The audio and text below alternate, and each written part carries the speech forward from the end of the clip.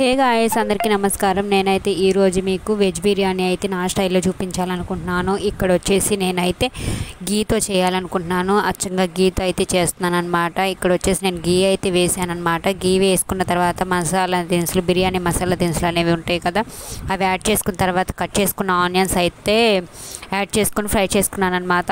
అవి ఫ్రై చేసుకున్న తర్వాత పుదీనా, కరివేపాకు, కొత్తిమీర యాడ్ చేసుకున్నాను. అండ్ అల్లం వెల్లుల్లి పేస్ట్ కూడా యాడ్ చేసుకున్నాను. 2 స్పూన్స్ అనేది యాడ్ చేసుకున్నాను. అది బాగా ఫ్రై చేసుకోవాలి, పచ్చివాసన పోయేంత వరకు.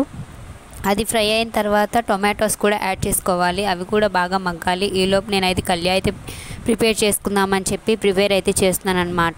నాకు నచ్చిన కూరగాయలు అయితే వేసాను అనమాట.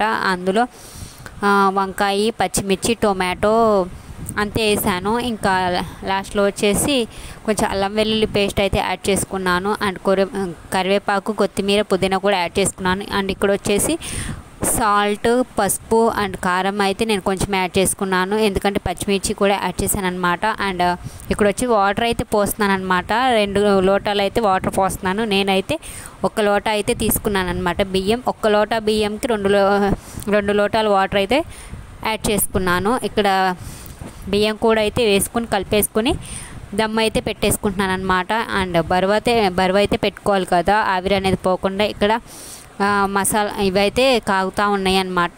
చూసారు కదా ఇల్లు అయితే ఎలా ఉందో. మనం వంటేమో కానండి, ఇల్లు అయితే చాలా చాలా రోతగా తయారవుతుంది.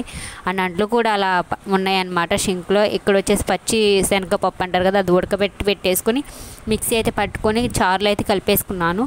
అది కలిపేసుకుని చాలా బాగా మరిగించుకోవాలన్నమాట. ఇలా మరిగించుకున్న తర్వాత లాస్ట్లో కొంచెం ధనియాల పొడి, జీలకర్ర పొడి కూడా యాడ్ చేసుకుని గరం మసాలా కూడా యాడ్ చేసుకుంటే చాలా బాగుంటుంది. అండ్ నేనైతే పప్పు అయితే అయిపోయిందండి, పిండి కూడా.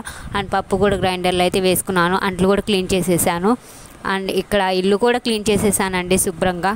అండ్ నా వీడియోస్ మీకు నచ్చితే please like and share, subscribe to my channel. And rice అయితే కూడా కుక్ అయిపోయిందండి. అండ్ నా స్పెషల్స్ వచ్చి అయితే ఈరోజు ఇలా చేశాను. మీరైతే ఎలాంటి స్పెషల్స్ అయితే చేశారు కామెంట్స్లో చెప్పండి. Thank you for watching. Bye bye.